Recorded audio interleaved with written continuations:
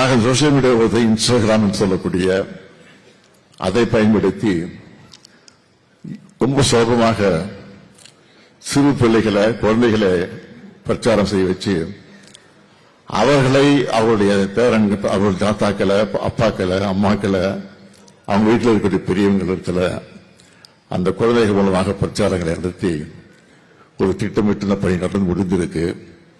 ஆக அது நம்முடைய கணக்கு சரியாமல் போய்விட்டது. ஆனால் இனிமேல் நாம் விஷாலாக இருந்து அதையும் முறியடிக்கக்கூடிய வகையில் அந்த பணியை நாம் நிறைவேற்றுவதற்கு திட்டங்கள் எல்லாம் தீட்டியிருக்கிறோம். எனவே நீங்கள் எதை பற்றியும் கவலைப்பட வேண்டிய அவசியம் இல்லை. நம்முடைய கழகம் இருக்கு, நம்முடைய இயக்கம் இருக்கு, நாங்கள் இருக்கிறோம். எதை பற்றி நீங்கள் கவலைப்பட வேண்டிய அவசியம் இல்லை.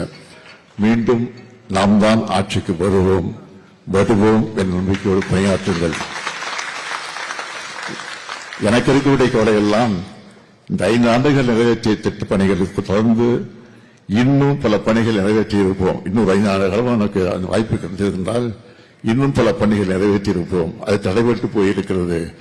அதை எப்படியாவது நாம் எதிர்கட்சியாக இருந்தாலும் இன்றைக்கு நாம் மக்களுக்கு போராட்டங்களை ஆர்ப்பாட்டங்களை உரிமையோடு எடுத்து சொல்லக்கூடிய அந்த வகையில் நம்முடைய கடமையை ஆற்றுவோம் என்று எடுத்து சொல்லி இன்றைக்கு மனக்கோலம் கொண்டிருக்கக்கூடிய மணமக்களை நான் அன்போடு கேட்டுக்கொள்ள விரும்புவது புரட்சி கவிஞர் பாவேந்தர் பாரதிதாசன் சொல்லியிருக்கக்கூடிய வீட்டிற்கு விளக்காய் நாட்டிற்கு தொண்டர்களாய் நீங்கள் வாழுங்கள் என்று சொல்லி உங்களுக்கு பிறக்கக்கூடிய குழந்தைகளுக்கு அழகான தமிழ் பெயரை சூட்டுங்கள் என்று கேட்டு விரைவுகிறேன்.